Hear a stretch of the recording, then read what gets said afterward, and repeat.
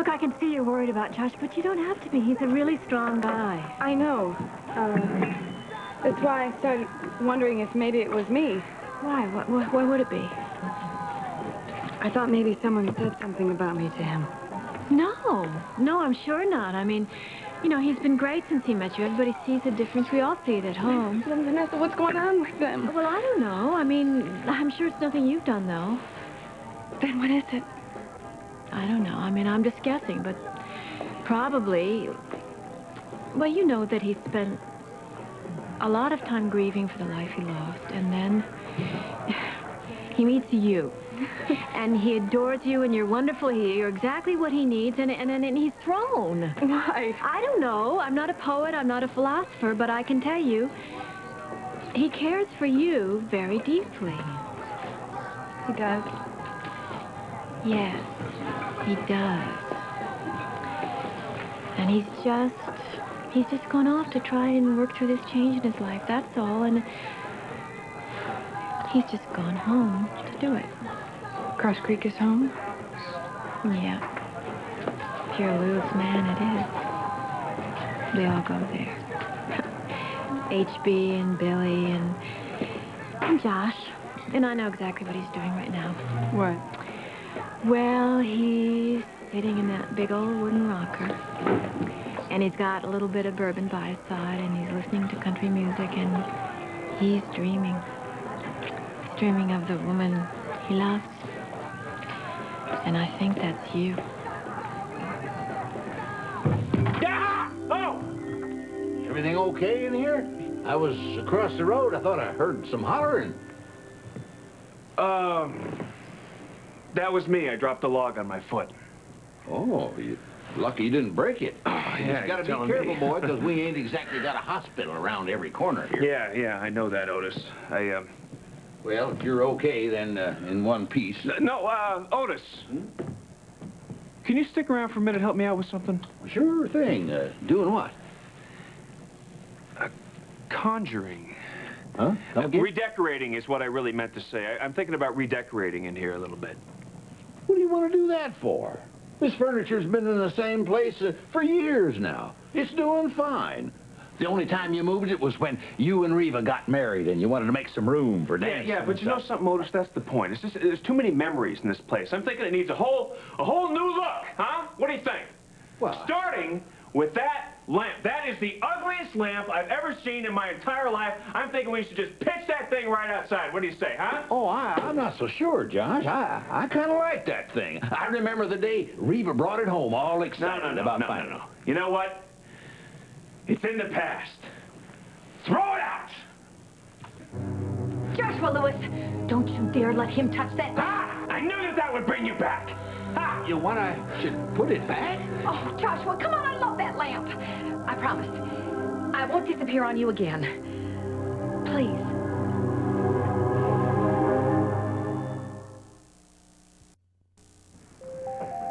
Put down the lamp, Otis. I've changed my mind about redecorating.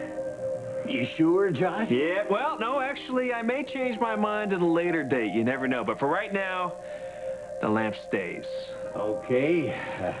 Anything else? No, that'll do it, thank you. Unless, of course, the spirit moves me at some other time. Yeah, maybe you dropped that log on your head. You rat. Gotcha. You knew that I knew that you would never burn my diary. Yep. And you also knew that I knew that you would pitch my lamp. Yep. Joshua, this is my favorite lamp. I love this lamp. That was a low-down, dirty trick. Well, how else am I supposed to keep you from pulling that vanishing act, Reva? You don't have to be mean. Well, maybe next time I won't be so mean, assuming, of course, that you don't just disappear every time you realize that you're losing an argument. Oh, now, I didn't take off just because I was losing that silly argument. Oh, really? What'd you have, a phone call you had to make or a tennis match, You something are like that? completely wrong about me, Joshua Lewis. I am beyond that, thank you very much, and I am definitely beyond worrying about arguments. Then why did you flounce off? I don't flounce, and you know it.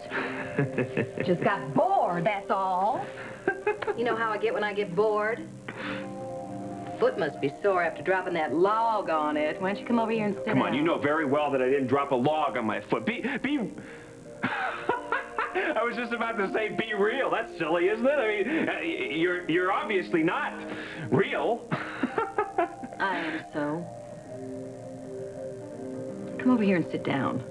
Be a lot better than you staring at me like I'm some kind of freak. But you are. Well, you used to talk a lot sweeter to me. Oh, Reva, come on. I mean, I hate to be the one to break it to you, but you're not real. It's a little hard for me to get past that. Well, we can still talk, can't we? How is it? How is it that I can see you, but nobody else can? You mean like Otis? Yes. Well, he wasn't part of the deal. What deal exactly are you... Never mind. Why is it that I can see you and you can see me and we can talk back and forth, but I can't touch you? Well, it's complicated. Reva, it's insane. Oh, ow, watch it. I have feelings, you know. You know, I don't know how much more of this I can take. Take? Oh, excuse me, but aren't you the guy that went wandering all over Europe looking for me? Checking out all the byways and the bayous, looking for me for years because you couldn't stand the thought of saying goodbye to me? Reva, that was before. That was back when I didn't think that you would...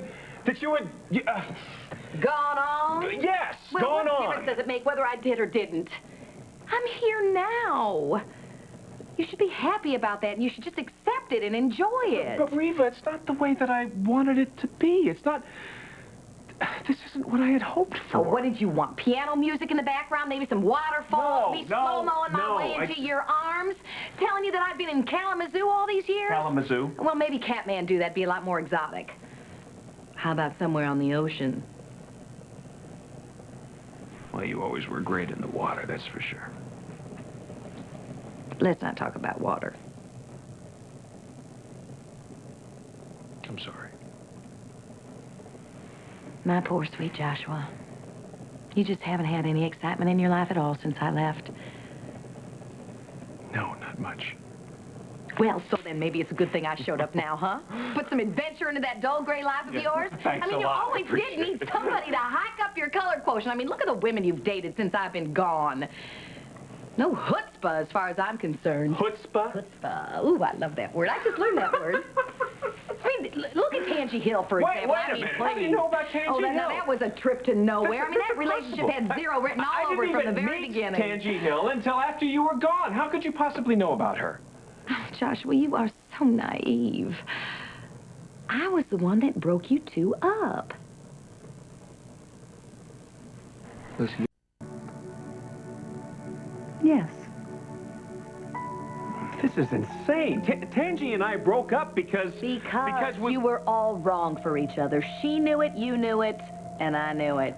What, do you know everything? Well, it's a little hard not to, seeing it all from where I am. Oh, come on, Joshua. She would have been a lousy mother for Mara and Shane. And what about you? Being married to a crusading journalist, my goodness, you would have been busy taking care of the kids, doing the laundry, joining the PTA. I do that now. You've been duller than Otis' fence post. This is ridiculous, Reva. Is it really? Then why aren't the two of you still together? Because things just didn't work out, that's all. They didn't work out because I broke you two up, and the proof of it is that it was just so darn easy to do. You ought to be thanking me. For what? Reva, Tangy was terrific. She's smart. She's wonderful. She's very clever. She may have been good, but not for you. The same with Harley Cooper. No. Well, now wait. Now, she was almost a keeper. It's just the timing was all wrong. It's just a little too soon after I'd left. You had nothing to do with that. Oh, really? Well, it doesn't matter anyway because she's blissfully happy in love with that handsome hunk of man she married. Would have been a disaster for both of you. I knew it, and I... You know, this is really unbelievable. You've been manipulating me this whole time. I have not. Well, what are you doing? Just making this stuff up just to make trouble? Now, why would I make trouble, Joshua? I don't know. I want you to be happy. Maybe this does make some kind of bizarre sense or something, that you're watching over me all this time. Kind of like a guardian angel, huh? No. Not like a guardian angel. You've been jealous.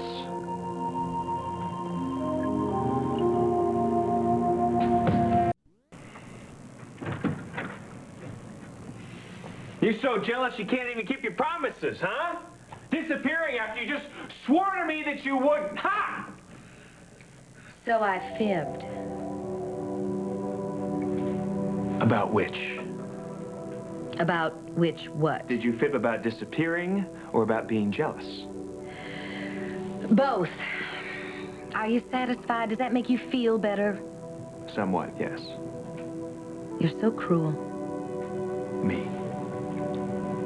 Joshua, do you have any idea what it's like to carry a torch through eternity?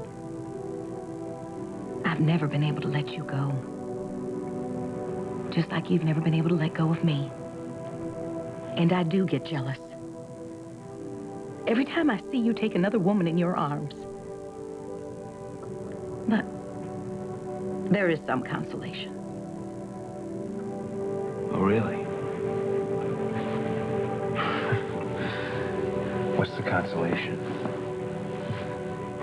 Knowing that you'll never be happy with another woman.